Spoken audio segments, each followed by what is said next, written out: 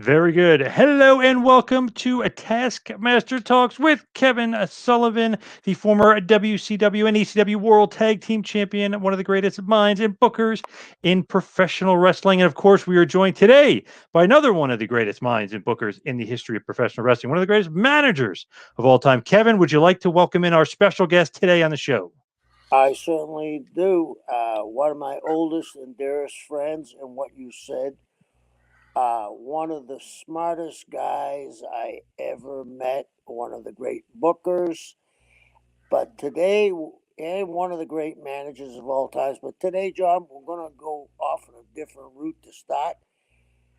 People don't understand what a great wrestler JJ was. Hmm.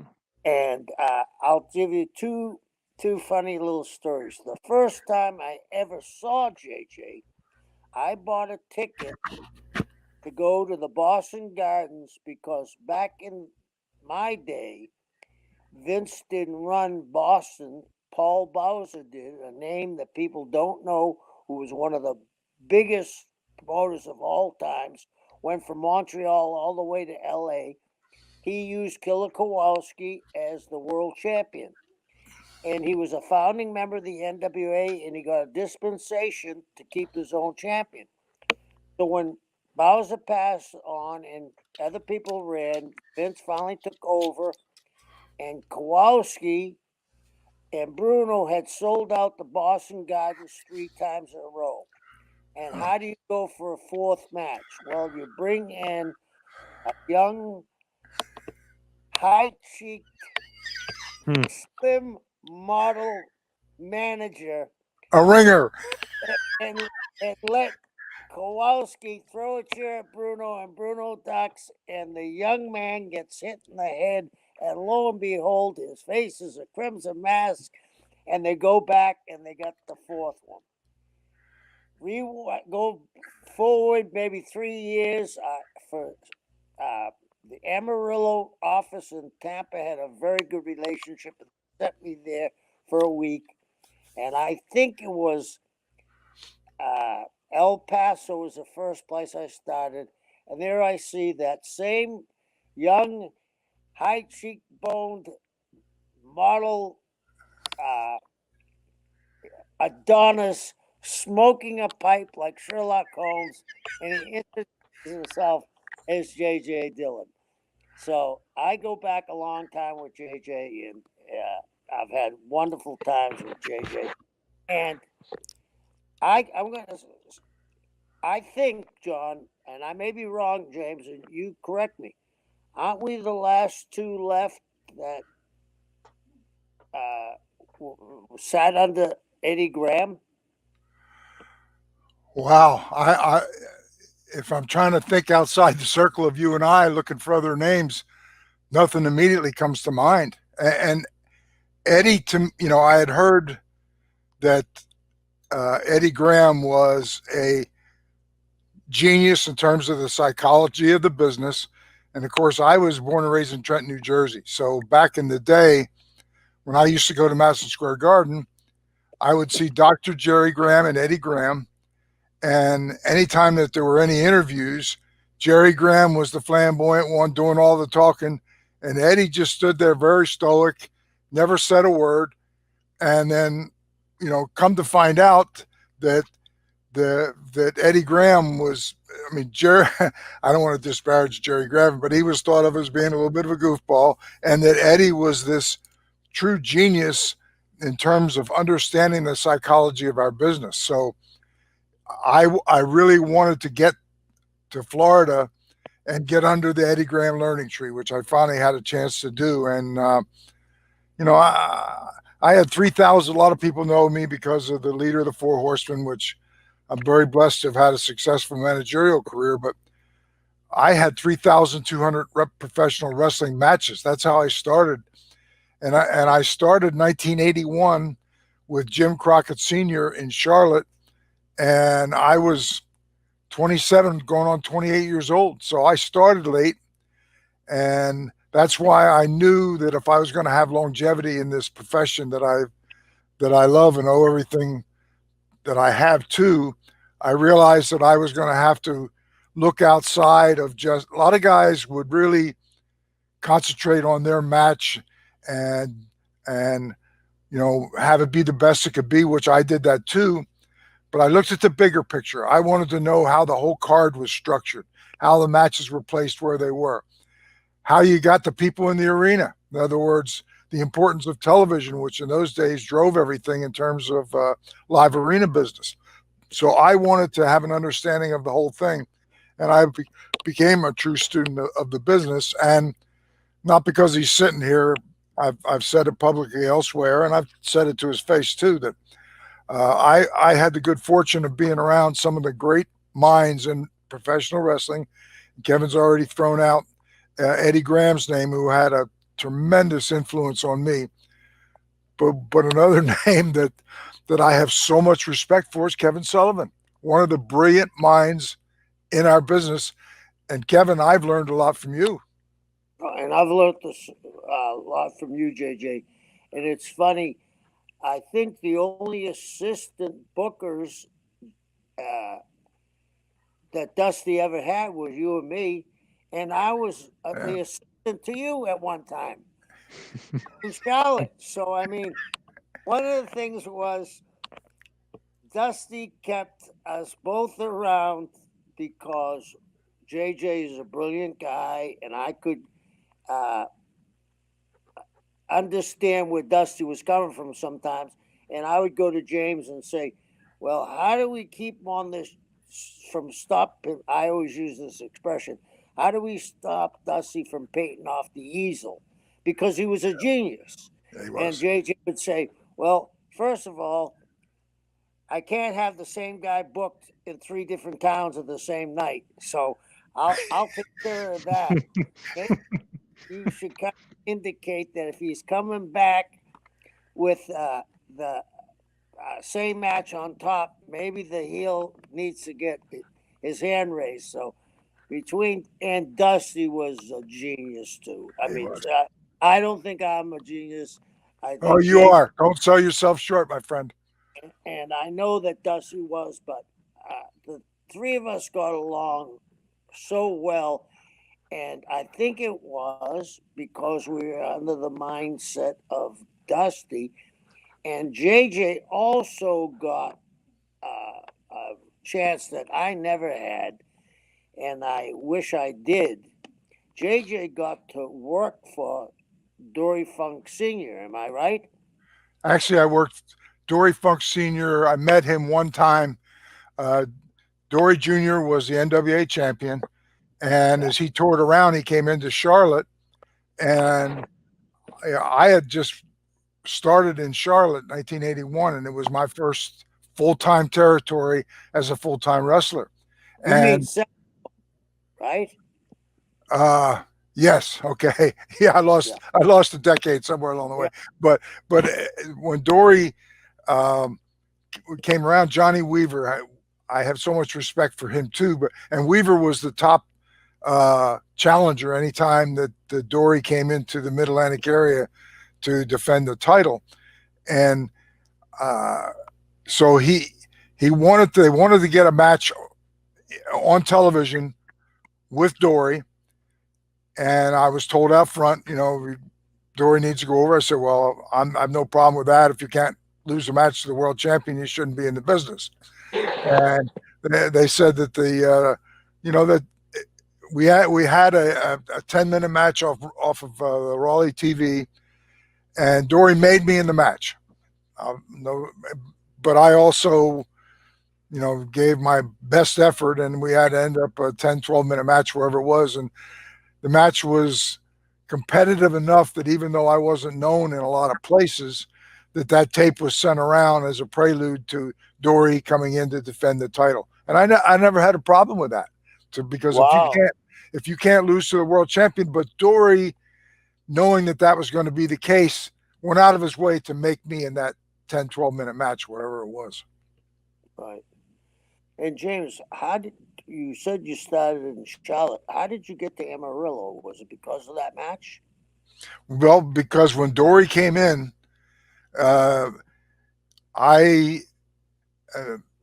Weaver wanted to have a match on television.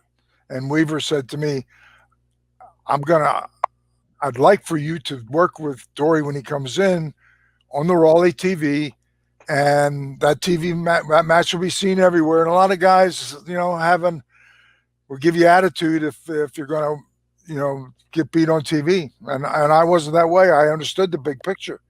And I said, if I can't lose to a world champion, I shouldn't be in the business. And Dory went out of his way in that match. He made me.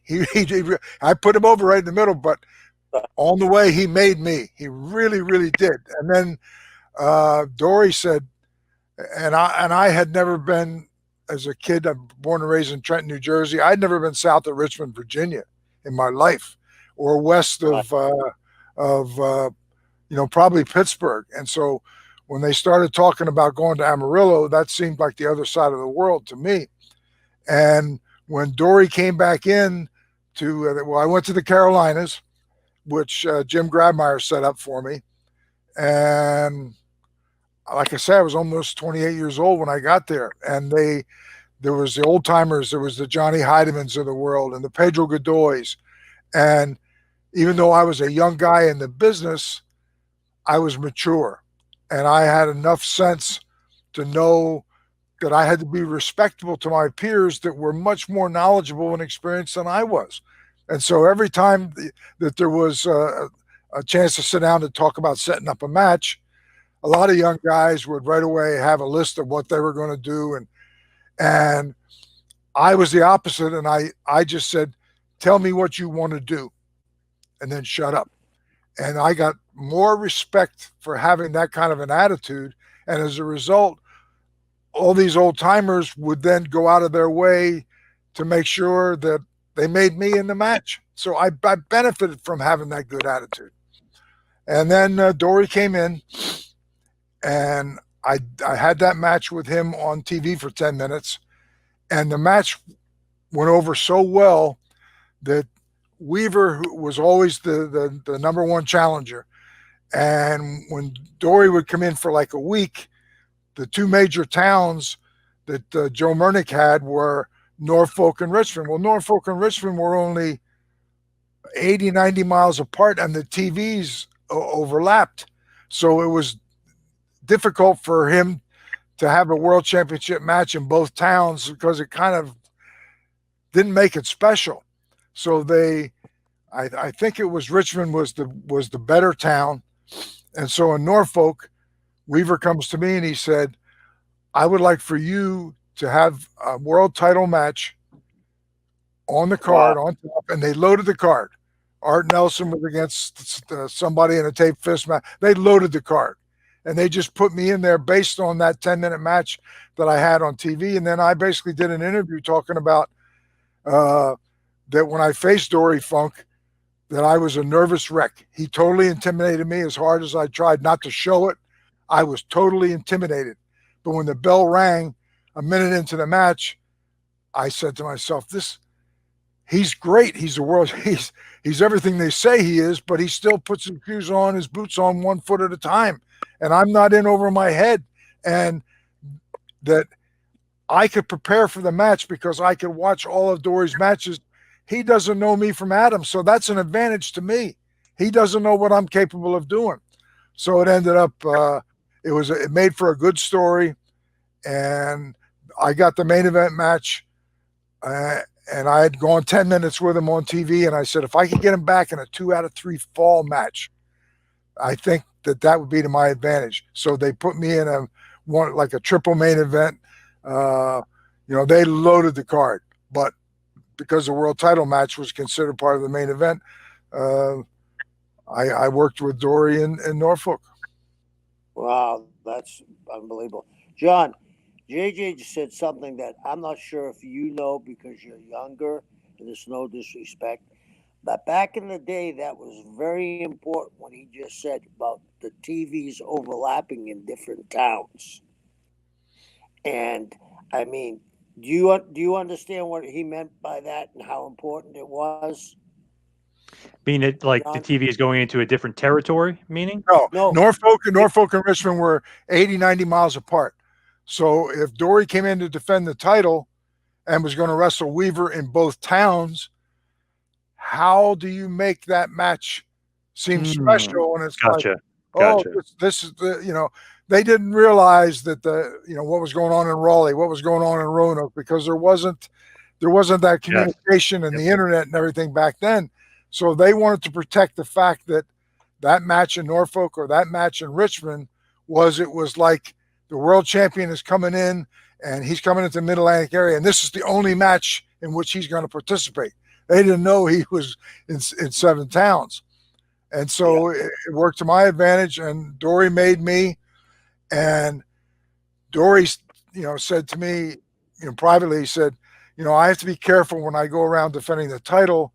My heart's in Amarillo, and I'm always looking for somebody that I know has the right fit for Amarillo and do well. And he said, and you're it. And he said, but I have to be careful of not getting myself in trouble by recruiting talent that are in another territory when I come in. So he told me that when Terry they had a big show in, I think it was in North Carolina. It wasn't Charlotte, but Greensboro. Big show in Greensboro. And so Dory was defending the title, and underneath the World Championship match, Terry came in and Dory Sr. came in for a tag match of support. And so Dory said to me, I'd like for you to come down to the hotel that afternoon. I'd like to introduce you to which I'd never met Terry, of course, never met Senior. And of course, he gave me this unbelievable buildup before they ever saw me. And I got the hard sell about, well, we don't want to cause trouble by, recruiting people, but we just know that you would do everything that Dory has said. We can see is that and more, and we just know that you would do fabulous in Amarillo if you could come in and have a run, and we would promise you at least 1 and probably 2 trips to Japan, because they were the booking agent for Americans going to Giant Baba and All Japan Wrestling. So that was one of my dreams, was to go to Japan. So that was music in my ears as well. Now, Kevin, when did you become his assistant? You were talking about that. When did you become JJ's assistant? I became JJ's assistant. Let's stop right there. Kevin was never my assistant. He was my whatever the title was, because of the amount of respect that I had for Kevin. And a lot of times I would go to him for advice. And what do we do in this situation? That if I was the head booker or something, it was only out of, I don't know why, but in title only. No, but this is when Crockett was going to go nationwide, and that's when when Dusty left Florida, and he took about 10 guys. They brought me back to book, and I knew it wasn't going to work, and that's when about 3 months later that Jimmy absorbed Florida. Yeah. And when they did, they brought me up and they put me in the office with James and JJ and Dusty. But you understand now about the overlapping of TV, right, John? Yep. Let me just pause for a minute too, because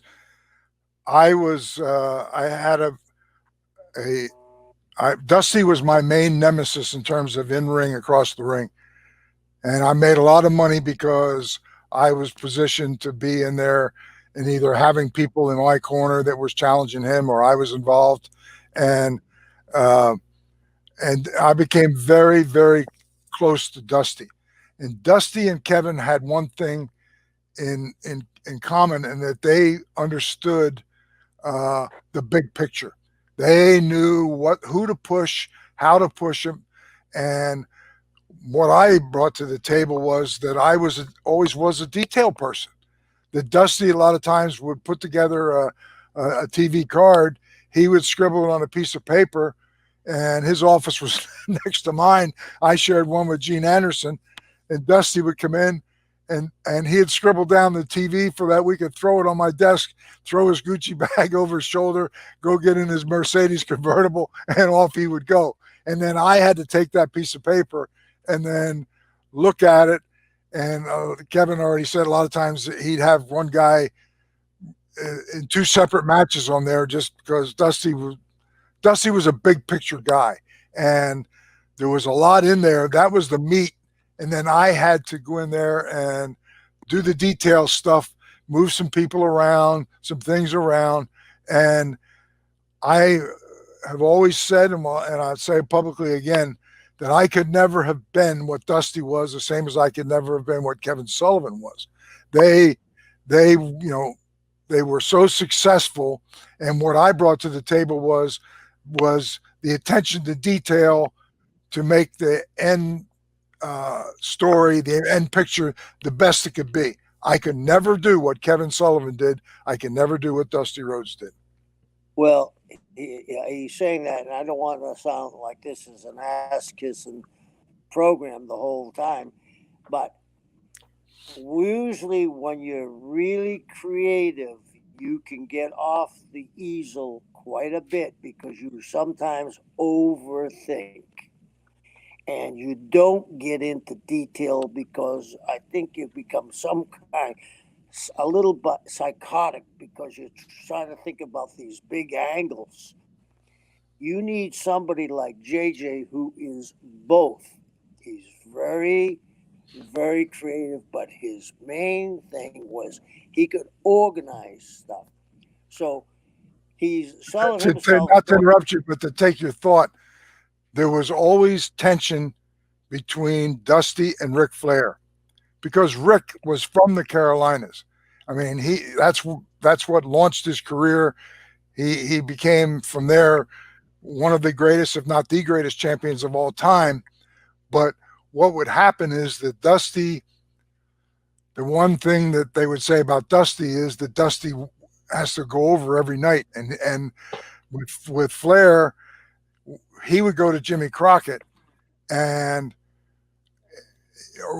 he would go to Jimmy Crockett and say, "Oh man, business is good now, but it's short lived. We're going to die because Dusty's ego is out of control. He's beaten me every night. After he beats me a couple times, what's left?" And so, I would get with Jimmy Crockett, and because I would hear Rick in the locker room on our side, and then I would hear Dusty on the other side too, because I had a good personal relationship with Dusty. So I understood the big picture, that we had to have balance. And it was hard for me to go to Dusty and rein him in just because that's not how our relationship was framed. What I could do was go to Jimmy Crockett and say, "Jimmy," and this is not something I would do every week. Excuse me. It's not something I would do every week. It would be maybe once every 6 months that all of a sudden that I'm hearing Flair in our dressing room every night talking about, "Oh, our business is going to go down the toilet. Dusty's beating us. He's beating us, his ego. And once he beats me, how are we going to get the heat back?" So I'm having to listen to that. And then Rick would, kind of say, "Well, can't you talk to him?" And I didn't want to say, "Yeah, I can, but no, I can't." My relationship was not such to Dusty that I could sit him down and so I had to do it in a subtle way to go to Jimmy. And about every 6 months it would happen, maybe a little bit longer sometimes. But I'd say, "Jimmy, can I have a couple minutes of your time?" And he'd say, "Yeah, come in, close the door." And the conversation would stay just between him and I. And I would tell him, because I'm in the dressing rooms every night, that I can hear what Flair is saying. I can see what's taking place. And the situation was about to boil over. And business was so good that we needed to figure a way to try and keep balance. And so I would go to Jimmy privately. Jimmy would tell Flair, say, "Rick, come on over to the house tonight for dinner." And that was a big deal to Rick, to have Jimmy and Myra have Rick over his house for a dinner. And then he could have a private conversation with Rick. Jimmy also could go in with Dusty, close the door with Dusty, and he knew how to have a conversation with Dusty, that no one else was there, Jimmy was still the boss. He was the guy signing the checks. So Jimmy, in his own way, could kind of address some things with Dusty that nobody else could. And Dusty never knew, the same as Flair never knew, that I was talking to Jimmy, had a great relationship with Jimmy, and then Jimmy would then he knew what to tell Flair, bring him over to the house, have dinner. Rick would he come to the dressing room and say, "Oh, last night said it was like old times. Jimmy had me come over his house for dinner, and oh man," and he would be good. And then Jimmy knew how to talk to Dusty too, and you know, stroke Dusty in the way that he could have. And it was an unbelievable run that we had for a couple of years. Here's something. I wish I had read Dusty's book before he passed, because JJ and I love Dusty, and you know what he's talking about, how he had to go over there and smooth things out. Mm-hmm. You could get on Dusty's bad side, meaning JJ or me, very easily if you approached him and it was like he thought it was a personal affront. It happened to me a lot. It happened to James a lot. He was very sensitive on a lot of issues. And I think the way James would handle things, and that's the other reason. Maybe Dusty didn't outwardly know what James was doing for him, but he could tell that somebody was talking. Dusty was no fool. He would figure it out. It was James, because Rick would cool down. I was there that era, and I was in the heel dressing room, and I was hearing that every night. And I would look at James, and he'd be just taking it in. I could see the wheels turning, but he wasn't going to go over and tell Dusty, and I wasn't going to go over and tell Dusty, because James and I had a bond that what we heard stayed with us, and it was the only thing difficult about Dusty was walking around him and walking on eggshells sometimes, and keeping him on the right track politically, because he there was a bit of a rivalry for years, and I don't mean just a little rivalry, with him and Flair about the belt, about Rick being a great performer, but Dusty being the great mind. And there was I feel, do you feel that, James? There was a little bit of Yes. a competition amongst them. Oh, And absolutely. yeah, and Jimmy Crockett probably had to do the same thing with Dusty once in a while, calm his ass down. So, Yep. I mean, And he you could do it have to because have, he was signing the checks. I could yeah, not go in and say to Dusty what Jimmy would. and you have to have a guy like James that knows how to bridge personalities. But it's so much different now because everybody's on a contract and they know what they're going to get.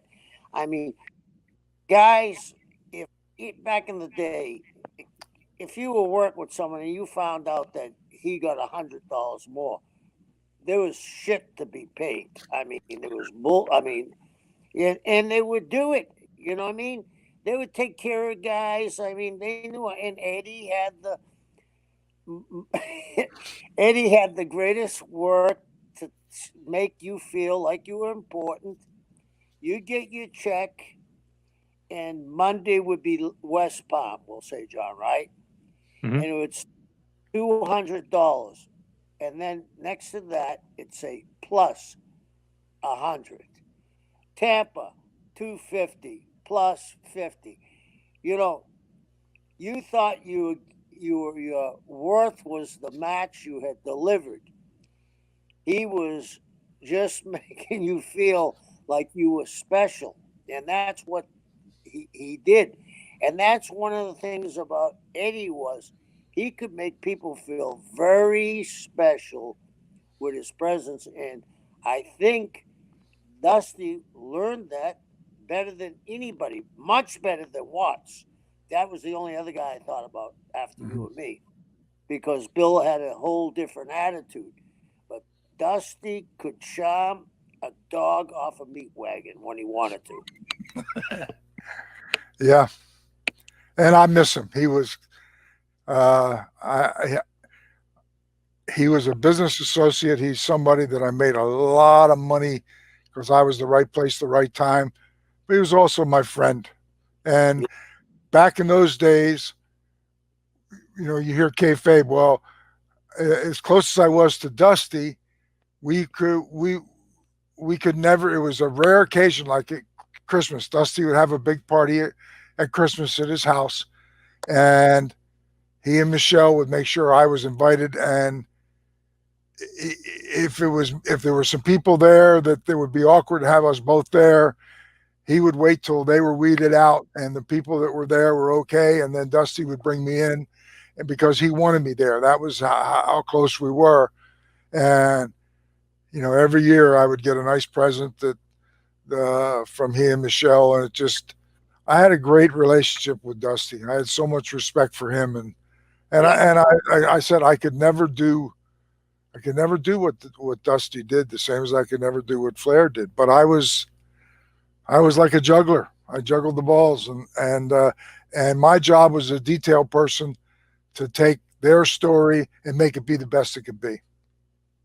And JJ, you'll remember this. People that said Dusty never did jobs. We did this angle when I left Florida and I went to Charlotte, and I got on the bad side of Dusty because I didn't handle it right, and I quit Charlotte. I think it's the only time I ever quit anywhere. I quit, and Dusty called me and said, "Hey, we want you back," and we did this very famous angle where it was,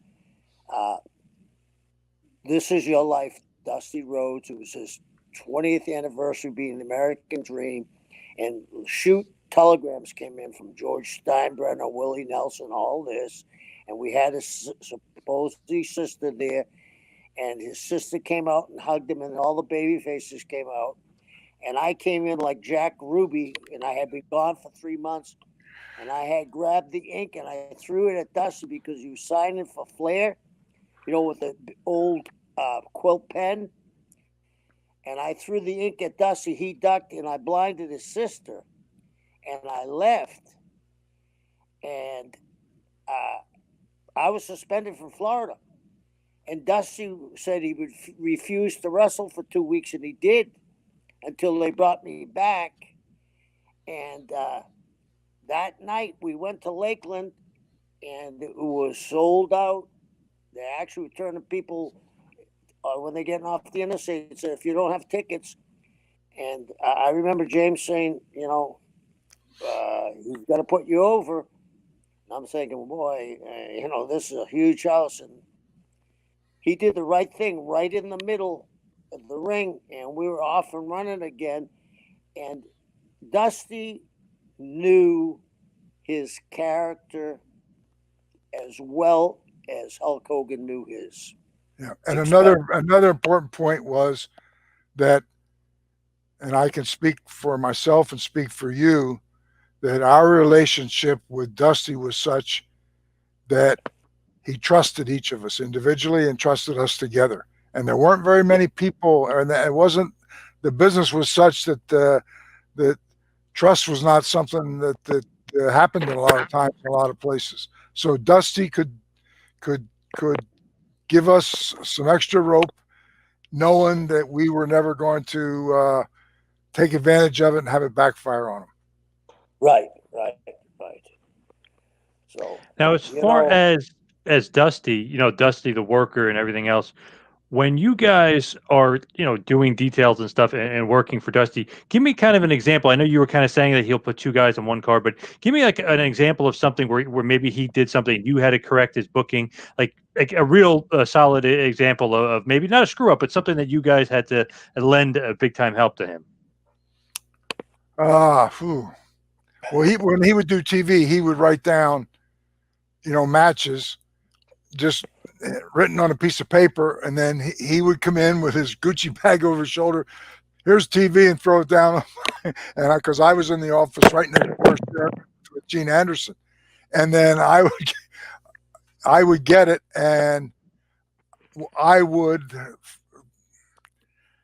never confronted Dusty to say, "Hey, what were you thinking?"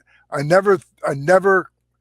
never became a thing between him and I, because my role was not to somehow convince Dusty that he wasn't as smart as he thought he was. I wanted him to know that he was smart, and that my job was not to do anything but to do the details to make him be the best that he could be. And that's why I survived in the business as long as I did. I mean, everybody has to have an ego, and I guess I probably did too, but it wasn't that I had to have people know that maybe the end result was my doing and not Dusty's. It was Dusty's TV. I cleaned it up. And as long as the end result was a positive thing, that was my job security. And Dusty trusted me just the same as he trusted Kevin. Yeah, and what he's getting at, John, your question was, did you ever screw anything big up?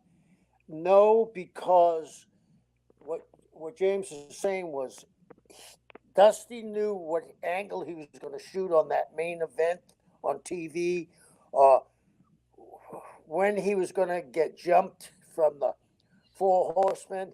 Mm-hmm. But maybe on the first and third match, he has two heels that are going to go over in the first match on TV and in the third match on TV, and he's got the same enhancement guys working with both of them.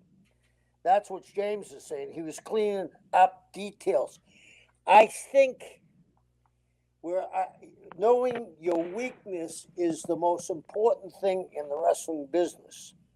And Dusty, and I think I'm the same way. My weakness is detail. James is organization and detail, which is the most important, because, okay, if James didn't clean up that TV, you're short guys for television because you've booked one guy in two matches. That can make the booker look like an idiot. Mm-hmm. And the other thing too was, I would look at the TV and I could tell, you go to one guy and you'd say, how much time do you need for your cue for your finish to go home? Oh, I just need 45 seconds. Well, I soon learned that the 45 seconds was actually 3 minutes. And so once I knew, as a courtesy, I would ask him, but then I already knew that I would have to send Gene or whoever the cue was out there based on my timetable. So, and it wasn't like there was nothing for me no advantage to me to say, hey, you told me 45 seconds and you told me that same thing last week and it was 3 minutes. So that wasn't what it was all about. My job was not to make a point of the little things that I took care of. I just took care of them. That was my job security, to know that everything was running smooth. And then as a result of it, Dusty, Flair, they trusted me because it never got thrown back in their face about that they did something that shouldn't have happened, that I fixed it. If I fixed it, it was fixed. It just was fixed. Yeah. Well, let's just get back to one thing, James, about your wrestling career. So you went to, I'm assuming you went to Amarillo after you had the talk with the Funks. Actually, I was brought into Charlotte by Jim Grabmeyer. They booked me sight unseen. And when he called me, he says, well, and I'd been a heel basically around Pittsburgh wrestling part-time. And when I got there, they said, well, we're really desperate on the babyface side. I said, I'll do whatever you want me to do. and they put me together with Les Thatcher, and I worked with Sandy Scott, and I ended up having a 2-year run there. So, like I say, when Dory came in, um, I made an impression to him because I worked with him on TV, and then he told me, he said, when you're done here, he said, don't be worried about making a phone call looking for another place to go. You're coming to Amarillo when the time's right, and we'll be ready for you. And you're going to get 1 and probably 2 trips to Japan out of it. So I never had to want for a place to go after that, because my jumps were, and I could go in, and when I did come in, it took me a little. I wasn't a gym rat. I didn't walk into a door and somebody say, "Oh wow, who's that?" I didn't command that kind of attention. So when I came in, it took me a while longer to get over. But once I got over, I stayed over for a long time. Other guys would come in and they'd have to leave in 6 months just because that was the pace that everything happened. With me, my moves were all over a year plus, which when you're having to change locations and go somewhere and you got kids in school and you got deposits to pay on rent, if you go somewhere and knowing that you're going to be there for a year, life is a lot better. Yeah. James, after Amarillo, where did you go? I think I went to Kansas City and then to Florida. Florida was where I wanted to get to. But before you got to Florida, did you go to the Maritimes too? I went to the Maritimes right out of Charlotte. And what was good there was it was a summer territory in the Maritimes, and they would have a monster heel come in every year. The Beast was one of the brothers, and they had Killer Carl Krupp the year before me, and then before that was Archie Goldie, and they had these big, rough monster type of guys. And when it got ready, I forget who it was that they had. I was actually figured in every year. Freddie Sweetan would be a perennial tag champion with a fresh partner every year. So the summer that I was going from Charlotte to the Maritimes, I was figured in as a tag team partner for Freddie Sweetan for that year, and I forget who it was that was supposed to have the top spot. And about 10 days before the season opened, Vince McMahon called the guy that they had figured in to be their top heel, and gave him a starting date for New York. Well, that threw their plans right out the window, and they weren't going to call Vince McMahon and say, "Hey, we had this guy lined up. You're stealing from me." No, they knew better that they couldn't do that. So I was traveling. Leo Burke was working in Charlotte right up to the beginning of the season. So we're making we made a road trip together, and I said to him one day, I said, you've had all these parade of guys that drew big money up there. You had Carl Krupp, and before Krupp, you had the Archie Goldie, and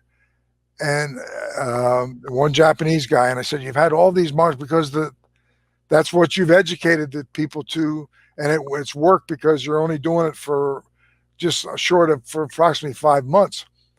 But I said, now you had this big guy lined up to come in, and the rug got pulled out from under you, and now what are you going to do? And you had me figured in to come in as Freddie Sweetan's tag partner.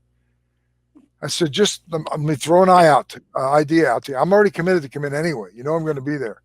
I said, what if you changed the formula and went with a guy that wasn't a monster guy, that was because I was tall and I looked bigger in the ring than bigger than what my weight would actually be if they had a scale there. And I said, if you had a guy that was a wrestling heel, they wouldn't fight the Beast like these other guys would. And I threw that out there, and they called Rudy Kay was the brother who ran the territory and was one of the partners, and ran it by him. They said, JJ's coming in as Freddie Sweetan's partner. We lost our top heel. he just threw an idea out. He wasn't, I mean, he's already coming in there anyway. And he just said, what if you change the formula one year and instead of a monster heel, went with a guy that bragged that like he thought he was better than everybody else, but he wasn't an overpowering monster heel. And when his back was against the wall, whether it was go in the tights and take a gimmick and Sunday somebody. So Leo has that conversation with Rudy. And he comes back, make a trip with him next day. He said, I talked to Rudy, and Rudy said, oh, yeah, okay. And he said, I said, well, it's just an idea. No big deal. I'm coming anyway. I'm Freddie's partner. The next day I make a trip with him. He said, Rudy called me back. And the more he thought about it, he said, there has to come a point where the formula that we've been so successful with, we can't count on every year having another monster heel that's going to come in, that he's got to basically top what the ones that previously were here did. And he said, if we changed the formula and went with the wrestling heel, then where the Beast was the end of the line, the Beast is the first one, and he's the one with the title that you got to take from. And instead of beating the Beast down, he beats the hell out of you, and then you take the gimmick, knock him out with a. I had a piece of chain from a snow tire that I got and hit him and took the title from him, and it was like shock. And so now Leo Burke and Bobby Kay and all these other guys then were lined up that I wouldn't fight them. And the Beast started getting the best of me. I'd roll out, take a walk, take a powder, get him back in here. Come on, you chicken shit. And it was just a different style. And I got unbelievable heat. And it ended up that it was the best season that they ever had, which worked good for me because then when it came time to go to Amarillo, all of a sudden, here I'd been a babyface in Charlotte for 2 years.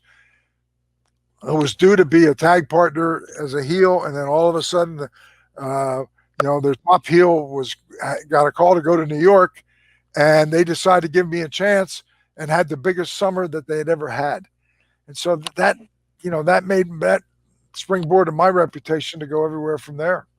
James, I wanted you to tell that story without telling you why, because James and I have traded thousands of stories, but I learned a lot from that story he told me, and the learning process for me was, do not fall in patterns.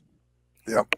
And if James and I were honest and look back at, that's what Eddie did, but he didn't tell you.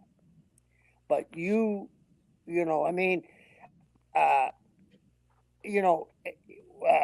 after Briscoe, think about this, John.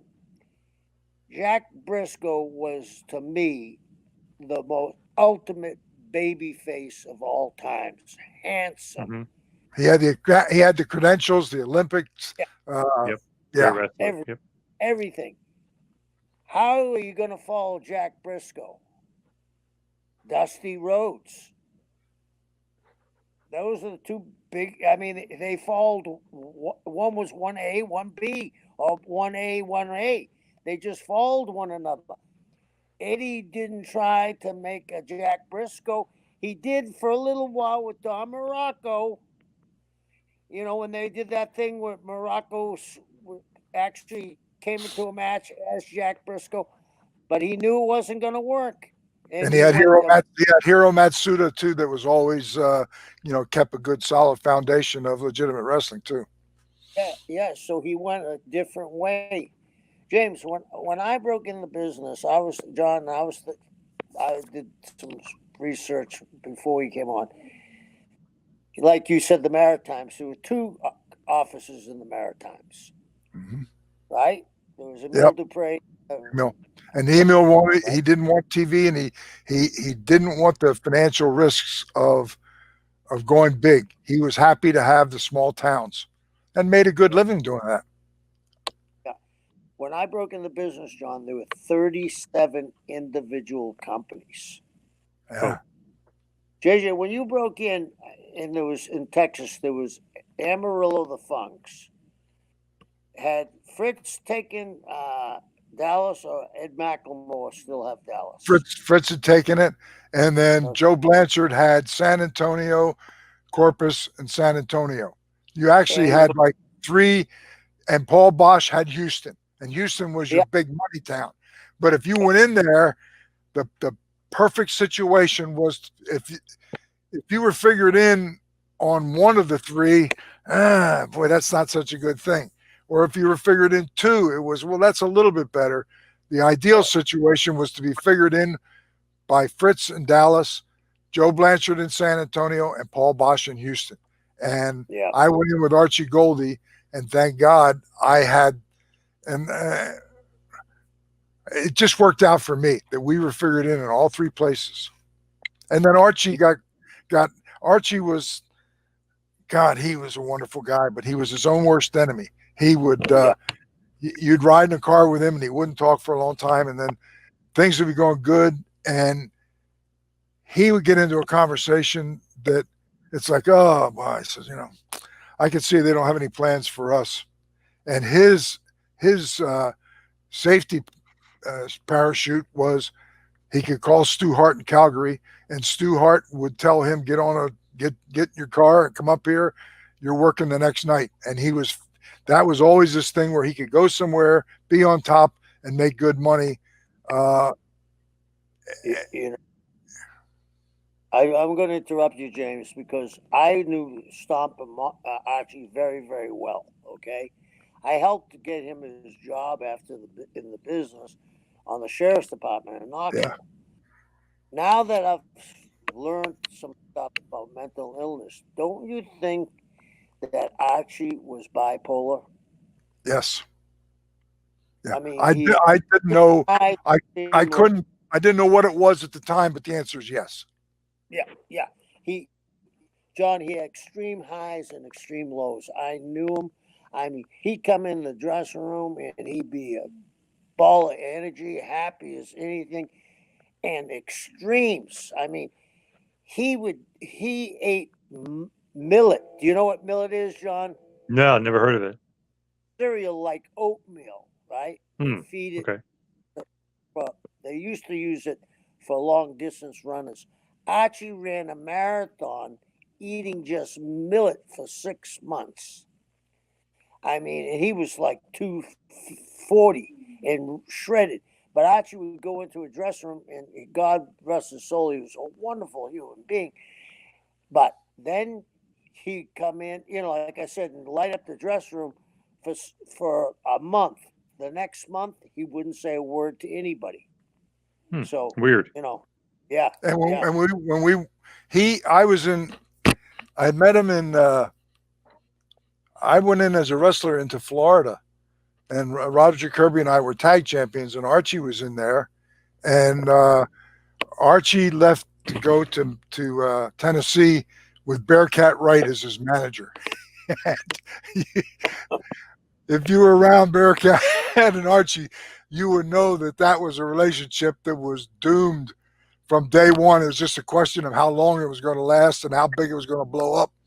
And so that's what happened. Archie left, and with Bearcat as his manager, went to Tennessee, and it wasn't, it wasn't 6 weeks later. Archie calls me, and he said, this was a disaster. I should have known. And he said, Bearcat got mad and walked out. And so I just stood there. He never talked. And he said, now I had to talk and do my promos. And he said, it killed me. I have to leave. So he said, I had never managed at that point. I had been a wrestler. And he said, I called around, and he said, I talked to Red Bastine, who was Fritz's booker in Dallas. And he said, I can walk in and I have a main event spot guaranteed to me, but I need a manager. And he said, have you ever managed? And I said, no. And he said, well, I've heard your interviews. I am confident that if you went in as my manager, we would blow the place apart. And I said, well, I'm willing to try anything. And once I said I'd have to go out and back then you could get leisure suits, and And so I said, let's go for it. I had never managed. So I went with Archie, uh, and we got to Texas, and Archie, it's like Kevin said, he would be his own worst man, and he would, after a little bit, he'd say, "They got no plans for us here," and he would call Calgary, and Stu would say, "Well, get your car, and come on up. You're booked tomorrow on top," and that's what he did. And then all of a sudden, Red calls me, and he says, Red Bastien calls, and he said, he said, I can't find Archie. He said, he's not answering his phone. And I said, well, I don't know. I said, I'll go by the house and talk to him, see what's going on. So I go to the house that Archie had rented, and I'm looking in the windows, and all I'm seeing is no furniture and bare floors. And it's like, oh. And I call Red, and I said, Red, I said, I don't know where he is. He didn't tell me anything. He said, but he's not there, and I got a feeling he's gone. So panic set in, and what are they going to do? And so Lonnie Main had been in Portland or Frisco, and he was, Lonnie was just, he was a character of all characters. So he said, Red said, he said, it's important because a lot of the heat was on me. And he said, I need for you to assure me that you're going to stay. We'll find you the right guy. And they got Lonnie Main to come in. And so they put me with Moondog Main. And then there was a bunch, some other guys after that. And they wanted me to stay. And it worked out because they said, you're carrying the heat. And so it's going to get somebody over a lot sooner if you bring somebody else in and kind of have a stable type of thing. So again, I survived. I dodged another bullet, and but Archie's Archie, and he's still a friend. If I saw him, I'd give him a hug and made money with him. And it's just a business. Kevin could say that's the thing of, I guess it's one of the unique beauties of the business, that there are all kinds of people, all kinds of personalities. Yep. Now, as far as both of you guys, I know we talked a little bit about the Four Horsemen and Dusty and Flair having a little issue. You guys ever go out to the bar with Ric Flair and the Four Horsemen? JJ, I know you have. Kevin, have you partaken in any extracurricular activity with the Nature Boy? Yeah, and some the Nature Boy exposed in his book, and I'm still paying for it.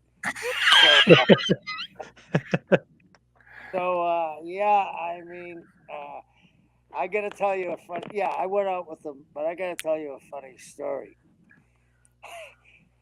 JJ was the consummate rum and coke guy. A lot of guys drank beer, a lot of guys drank vodka, but JJ's drink was rum and coke. JJ got. Oh, Kevin cut out for a second. While we're waiting for Kevin to jump back in, JJ, why don't you give us an awesome Ric Flair drinking story? Oh my goodness. It was like, I can't count the number of times Rick put Rolex stock. If I had stock in Rolex, while Ric Flair was on the road, the Rolex stock had to go sky high because of the number of Rolexes that Ric Flair bought. His wife gave him a nice Rolex, and then Rick would go out on the town, and he'd get up in the morning, and I can't count the number of times where I'd get on the elevator, and the girl that Rick had been with the night before gets on the elevator, and she's wearing Rick's Rolex. I said, God, that Rolex looks familiar. I said, that's Rick's. It's engraved. Let me see. Yeah. So what are you doing with this? Oh, I forgot I had it on. I was, so I don't know how many times I saved them and how many times that I was at the right place at the right time that Rick had to go buy another one so he didn't go home without his Rolex, and no story about why he didn't have it. Yeah. But now, Kevin, what was that story? Yeah. Okay, I was saying. So JJ had gone to Africa on a safari. So like all of us, after a show, we used to have to like to throw them down. So I go and do you know Rush Street in Chicago, John? Heard of it. It's Never right. been there though. It's right off the Great Lake. It's freezing cold. We got a show at the end of December in Chicago. So I don't know how, but JJ got to the bar before me, and I walked in. There was a place called Snuggeries. I'm sure it's changed hands. God knows how many times, but that was our water hole. So he's in Snuggeries, and I look Hmm. over, and I see JJ, and I'm warming up, and I'm watching him, and he ain't drinking. The glass is still 4/5 full, and I know he should have 3 of them down by now, but I know that's the first one. And he tells me about. He says, "I just don't feel right. My stomach doesn't feel right." And I said to him, "Well, when you're on that safari and you ate on that cast iron bowl, what kind of parasites do you think were swimming in that bowl that are now swimming in your bowels?" We got to laugh on that because JJ, he was the leader of the Four Horsemen. Rick was the entertainment, but JJ was the leader. And I couldn't believe, anything could bring the Four Horsemen down. But that particular night, if you remember, James, we went back to the General's Hotel. Was it the Blackstone? Oh, the It was bridge. the people that owned the Blackhawks and they Yep. owned The hockey team, they owned, the they basketball were team. the only and they were the only individual family ever taken to court by the U.S. government for monopoly. Every prize fight, world champion prize fight, from 1935 to Ali's era, was fought in a building they owned. So we used to stay at the hotel. And the son went to prep school with Rick. That was the connection. Right. Yeah. So we used to stay in a suite. So we're all staying there, and we're coming. And that night, Aaron's with us, and Aaron's saying, "I got to get home. I got to get back to the hotel early because I'm flying to Hawaii in the morning, and my wife and I and the family going on vacation. This is the funniest thing I ever saw." She's flying to Vegas, and I'm going to meet her in Vegas, and then we're getting the same flight from there to go to Hawaii. Yeah. So one drink leads. Oh, I'm going to go. Oh, hey, let's have another one. Double. Blah blah blah. The next thing is, Rick got the limo. We all pile into the limo. We get up to the suite, and everybody has a room. We lay down, and as Aaron's head hits the pillow, the phone rings for his wake-up call. Oh, you look like he looks like Gleason in The Honeymooners when he got up. His arms were shooting out. He was slipping. He was full of grease. He didn't have time to a shower. Oh, we our asses off. I mean, the good thing about it is we've been serious about this, but there was a camaraderie on the road there, and guys would do little shit to rib each other, right? I'll tell you a funny one. The Big Boss Man, God bless his soul, one of the greatest talents I ever worked with. So I had been a heel in Florida and never really turned babyface. So they had turned me babyface when they Crockett spotted and brought me in for Florida. So I'm working with Ray Traylor, and I always work with big men in Florida, from Blackjack to Andre to Billy Graham to Barry to all of them. So Tully, and I think James was in on it. Tully, Art, and James ribbed him up and said, "He ain't gonna sell a thing for you." So it was in St. Pete. I come out of the building and he's in the ring. I mean, I come out of the dressing room, he's in the ring. I come down. do my stick, and I grab a chair, and it was a big, heavy chairs, John, with the soft seats that are really heavy, and I was pretty strong at the time. I flung that before I got in the ring at him, and he reached up, and he'd been up all night. He reached up and just grabbed it with one hand. I said, "Holy shit, I'm in it for a tough night." I turned around, and there's the Three Stooges' heads sticking out the door, watching this. They know I'm going to get an ass whipping, right? And they're enjoying it. But it was like that kind of stuff. There was everybody sort of got everybody got along with one another. There wasn't that much jealousy, and if there was, the guys were weeded out. I mean, it was like being on a athletic team. It really was. You know what I mean? There'd be a little bitching, but not much. And a lot more fun. I mean, it was great. It was great. It was a great. And the other thing is that JJ brought up, and I was going. I think I brought up one other time on the show. We could travel across country. We could finish in San Francisco, and if we were going to go to Amarillo, we would could drive down to LA and be booked for that night, and drive over to Arizona and be booked the next night before you even got to Amarillo. There was so many places to work. I think more guys back then made a good living. Didn't become multimillionaires, but they made a good, stable living. I remember the one trip we flew to Vegas, and then from Vegas, a short hop over to Frisco, a short hop over to LA, and we were back there every night in Vegas. I'll tell you the story on that one. This is when I knew things had gone a little haywire, John. We all go out, right? And we get up. We're coming in. Bars open all night.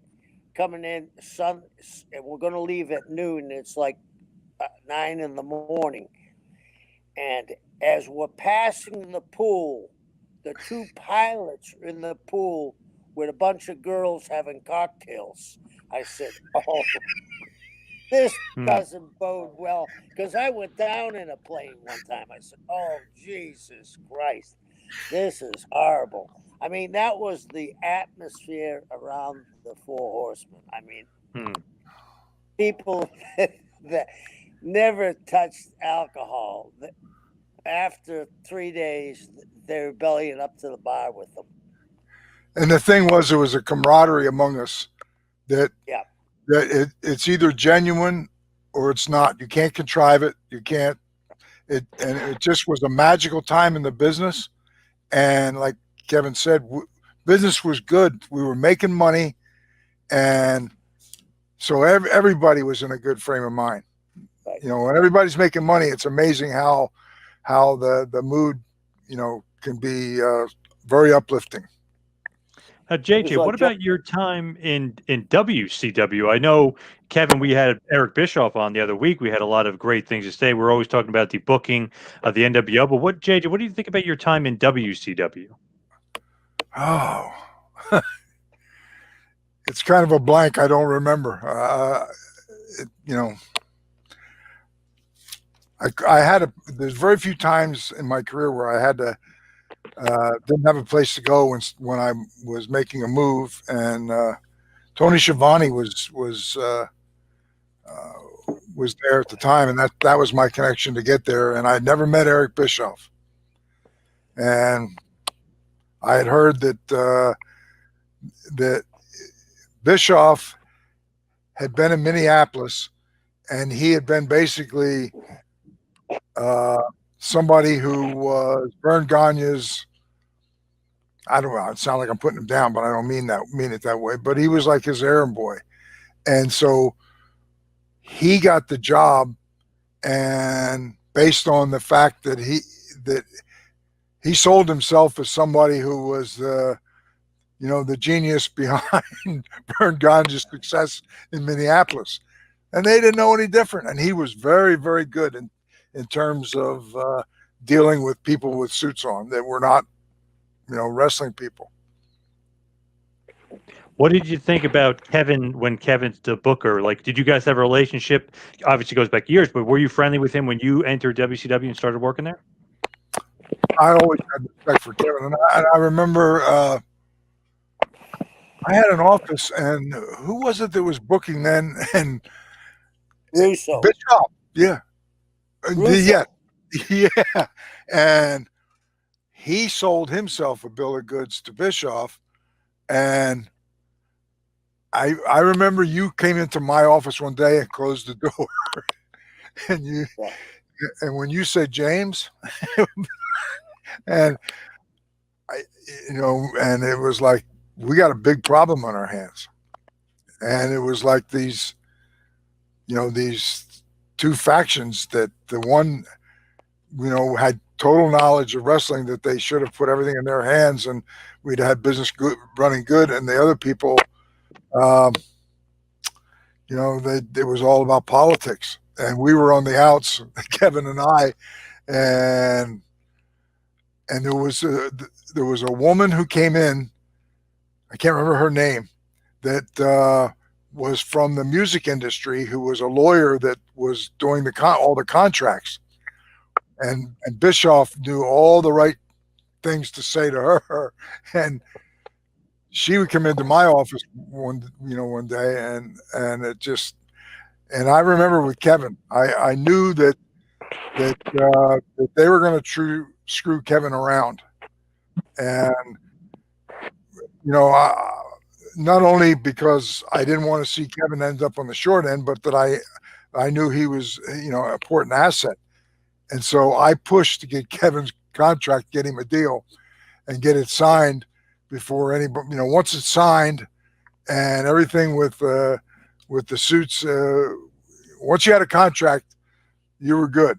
And I think Kevin told me he got paid for a couple of years after you left? 3 years. 3 years. Wow. Yeah. And Kevin, you can thank JJ for that. Yeah, I have. I went I remember the talk. I went into his office, shut the door, and I said, "Have you seen what's going on?" I said, "This is this is the start of a soap opera that someone's going to sell called the rope opera." I was right. You couldn't have come up with what was going on. Now, I'm not going to take anything away from Russo, but I think there was other agendas going on there. Ed Ferrara had come from television. He wrote Honey, I Shrunk the Kids TV show. And I mentioned this to you off camera, John. Everybody, when Dusty won the world title, a lot of people bitched that he was the booker and this shit. I never hear anybody bitch that Russo won the world title.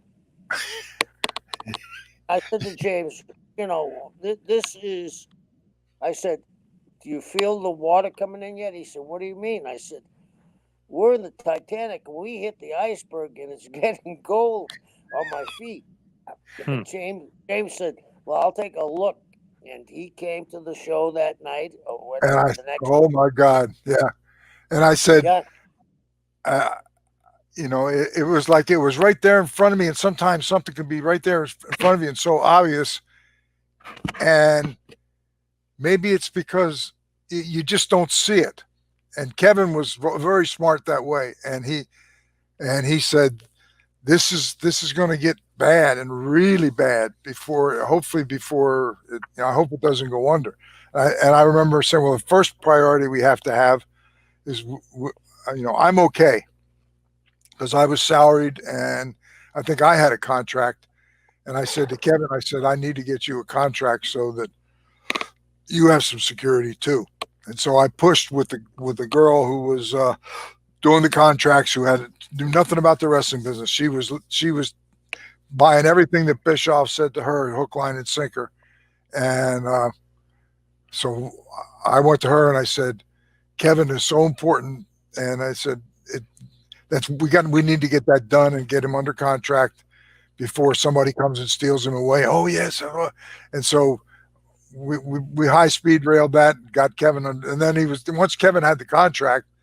If they wanted to jerk him around, okay, then I'll go home and sit home if that's what you want me to do. But my check's still coming in the mail every week. Right.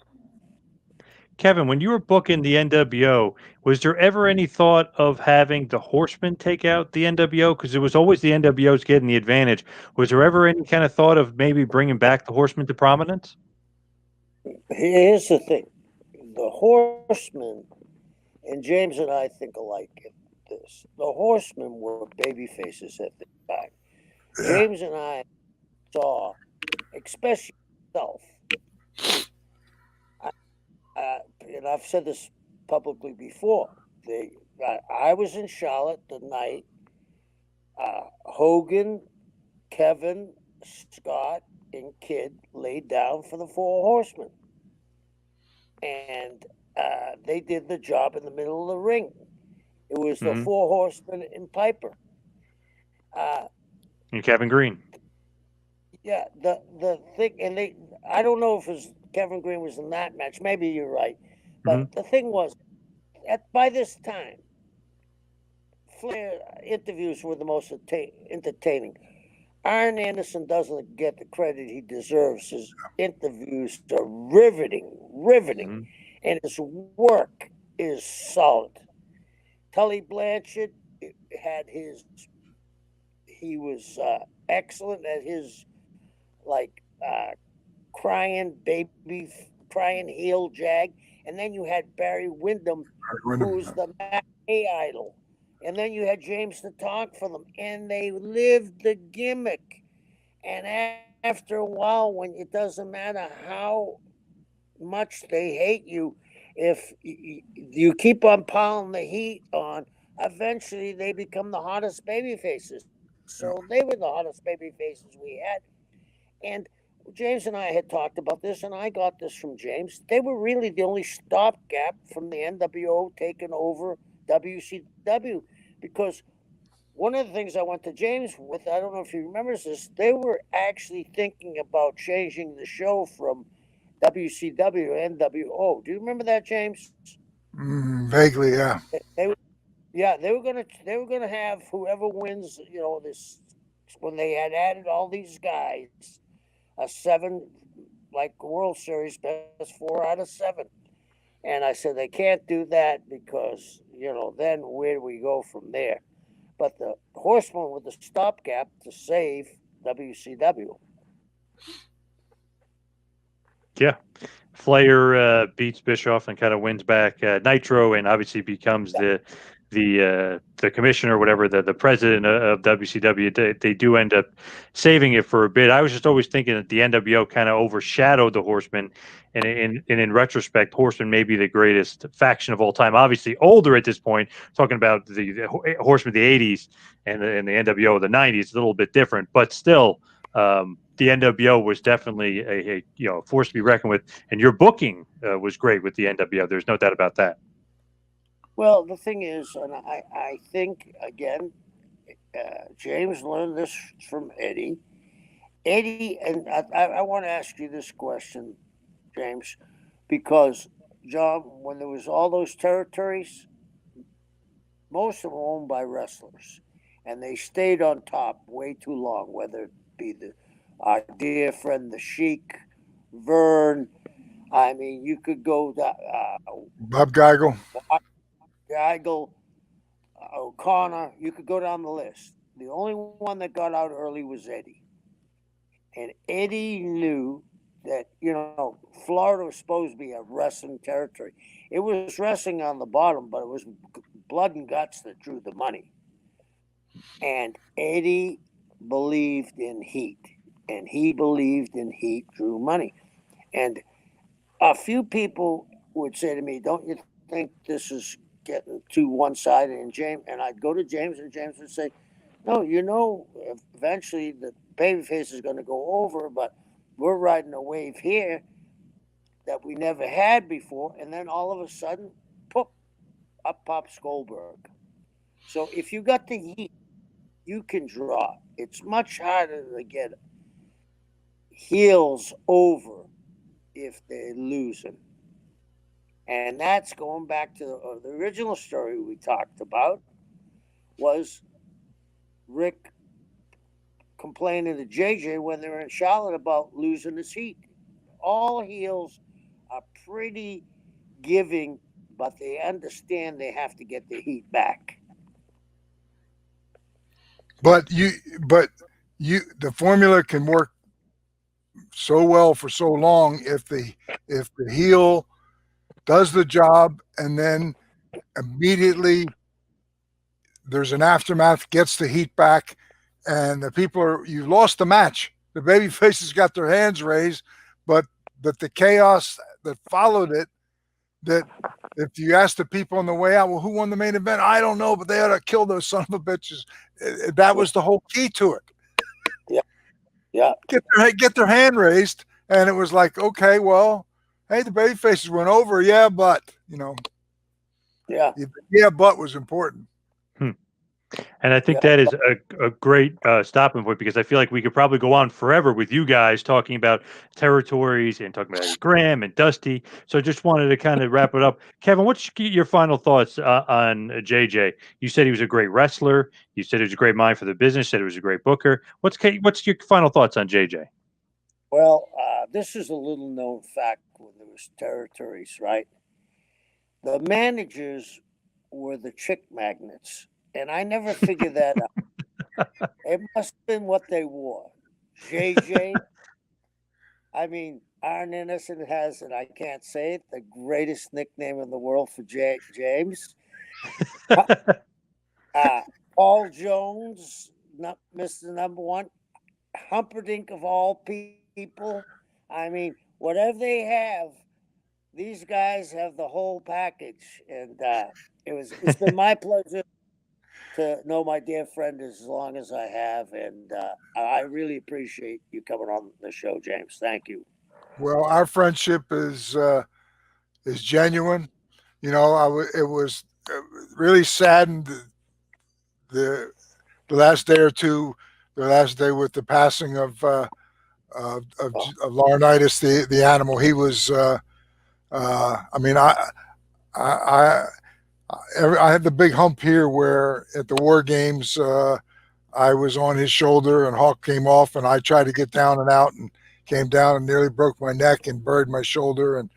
And so every morning when I get up, brush my teeth, look in the mirror, there's the reminder, and I think of Joe, and I was really sad. He's 60 years old, way too young to die, and he was a tremendous performer, credit to our business, and he was my friend. Yeah, he was my friend too, and I talked to him 2 days before, and he was a great guy. Great. I got great stories of working against them, and they were just terrific, and it's what you're getting to see, John. How old are you now, John, if you don't mind? 38.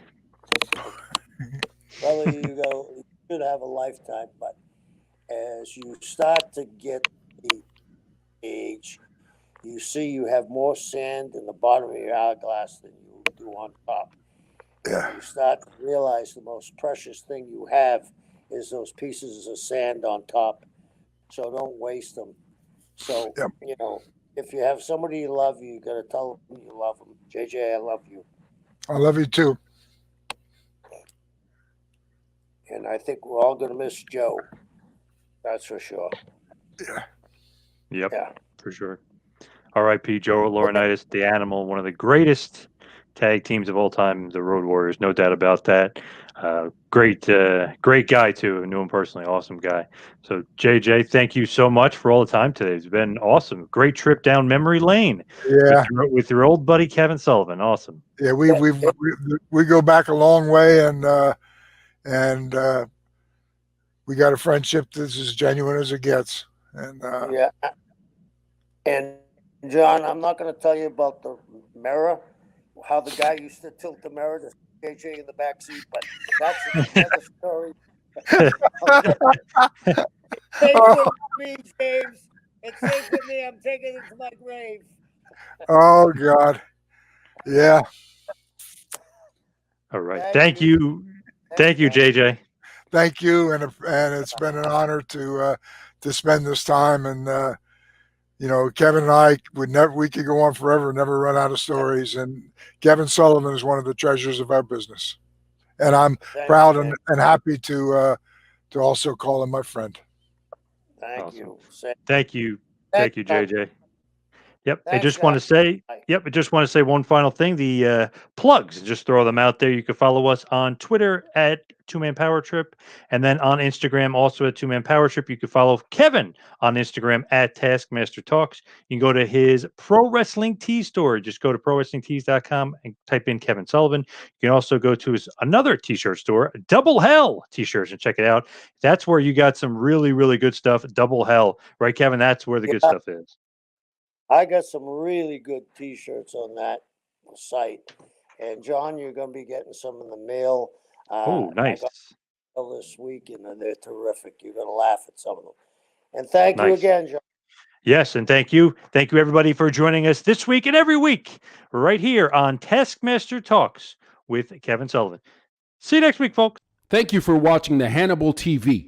Please like this video if you enjoyed it, and click the subscribe button to not miss any of our latest shoot interviews, match videos, or news updates. Support us on patreon.com for $1.99 a month to watch our full shoot interviews ad-free and help our channel grow. Follow us on Twitter at the Hannibal TV for instant updates.